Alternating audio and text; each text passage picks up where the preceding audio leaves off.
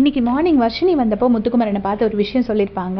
நீ மக்கள் என் மேலே வச்சுருக்க அன்புக்காக தான் அந்த டிடிஎஃப்லாம் விளையாண்டேன்னு சொல்கிறல்ல, உனக்கு எவ்வளோ அன்புக்கு இருக்குதுன்னு நீ வெளியில் வந்து பார், உனக்கு தெரியும் அப்படின்னு சொல்லியிருப்பாங்க. சொன்னோடனே என் முத்துக்குமார் எனக்கு அவ்வளோ சந்தோஷம். இதைத்தான் நாங்கள் எல்லோரும் சொல்லணும்னு ட்ரை பண்ணோம். எங்களோட பிஹாஃபாக வந்து வர்ஷினி போய் சொன்னதுக்கு பெரிய தேங்க்ஸ் வர்ஷினி. ஏன்னா அவர் பாவம் நிறைய தப்பு இடையில பண்ணிவிட்டு ரொம்ப முழிச்சிட்டு இருந்தார். நம்ம மேலே உள்ள அன்புலாம் குறைஞ்சிருச்சோ அப்படின்னு சொல்லிட்டு ஒரு ஸ்ட்ராட்டஜி போட்டு தப்பானதையே எல்லாரும் ஊதி பெருசாக்கிட்டாங்க. அதனால அவர் ரொம்ப அப்செட்டாக இருந்தார்.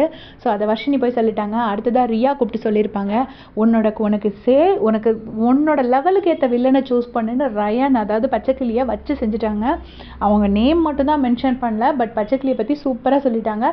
ஏன்னா வந்து அவன் உன் ரேஞ்சுக்குள்ள ஒர்த்தான ஒரு வில்லனே கிடையாது. நீ அவன் கூடலாம் போய் ஃபைட் பண்ணணும்னு அவசியமே கிடையாது. நீ மக்களுக்காக என்ன எஃபர்ட் போடுறியோ அந்த மக்கள் திரும்பி உனக்காக எஃபர்ட் போட ரெடியாக இருக்காங்க அப்படின்னு சொல்கிறாங்க. அதுக்கு அர்த்தம் உனக்கு எல்லா ஓட்ஸும் வரும் அப்படிங்கிறத சொல்கிறாங்க.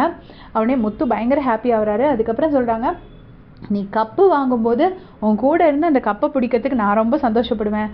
உண்மையிலேயே அந்த வீட்டில் யாருக்கு கப்பு கிடைக்க தகுதியாக இருக்குது அப்படின்னு கேட்டால் கண்டிப்பாக நான் சொல்லுவேன் அது முத்துக்குமரன் தான் அப்படின்னு சொல்லியிருப்பாங்க. அடுத்ததாக இப்போ ஃபேட்மேன் ரவீந்தர் அவர் வந்து உட்காத்தி வச்சு பேசிகிட்டு இருக்காரு. இப்போது சௌந்தர்யாவோட கேம் பற்றி நீ பேசுகிறது இது பண்ணுறது அதுக்கான டைம் எல்லாம் முடிஞ்சு போச்சு. அந்த கேமே முடிஞ்சு போச்சு. இப்போ 13 வாரம் ஆயாச்சு.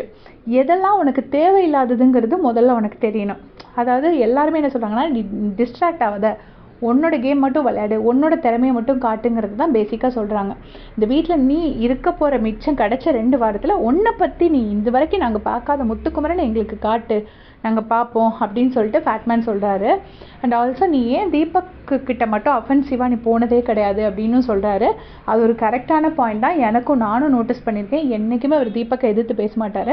ஒரே ஒரு இடத்துல பேசியிருப்பார். எப்போனா தீபக்கும் சாச்சனாக்கும் தீபக்கோட கேப்டன்சி எப்போ சண்டை வரும்போது சாச்சனாவை வந்து தீபக்கை வந்து ஏதோ சொல்லியிருப்பார், அவங்களோட புரிதல் அவ்வளோதான், அதுக்கு மேலே நம்ம என்ன பண்ண முடியும் அப்படிங்கிற மாதிரி சாச்சனா அந்த இடத்த விட்டு எழுந்திரிச்சு போயிருப்பாங்க. அப்போ அவர் கோவப்பட்டிருப்பார். அந்த இடத்துல மட்டும் முத்துக்குமரன் கோவப்பட்டு எனக்கு இனிமேல் இங்கே இருக்க விருப்பம் இல்லைன்னு சொல்லிட்டு அந்த இடத்த காலி பண்ணி போயிருப்பார். அவ்வளோதான் அவர் தீபக்கு எகெயின்ஸ்டாக போன ஒரே ஒரு இடம். மற்ற எந்த இடத்துலையும் அவர் தீபக் எகெயின்ஸ்டாக போனது கிடையாது. அதை வந்து ஃபேட்மேன் சுட்டி காட்டுறாரு.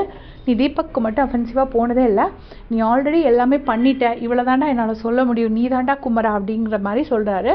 ஸோ எல்லாருமே பேசிக்காக முத்துக்குமரனுக்கு பண்ண அட்வைஸ் என்னென்னா, உன்னோட கேமில் மட்டும் கான்சன்ட்ரேட் பண்ணு, அடுத்தவங்களுக்காக கான்சன்ட்ரேட் பண்ணி உன் கேமை லூஸ் பண்ணிடாத.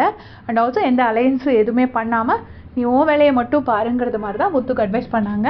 ஸோ மற்ற எல்லா கண்டஸ்டன்ஸுமே ஓரளவுக்கு ஒரு மாதிரி ஒரு அப்செட் ஆகிட்டாங்க. என்ன கேட்டால் இவ்வளோ இன்ஃபர்மேஷன் ரிவீல் பண்ணக்கூடாது அப்படின்னு நான் சொல்லுவேன். ஏன்னா மிச்ச கண்டஸ்டன்ஸ்க்கு அது வந்து ரொம்ப அந்த இருக்கிற டூ வீக்ஸ் ஸ்டேயை ரொம்ப கஷ்டமாக்கிடும்.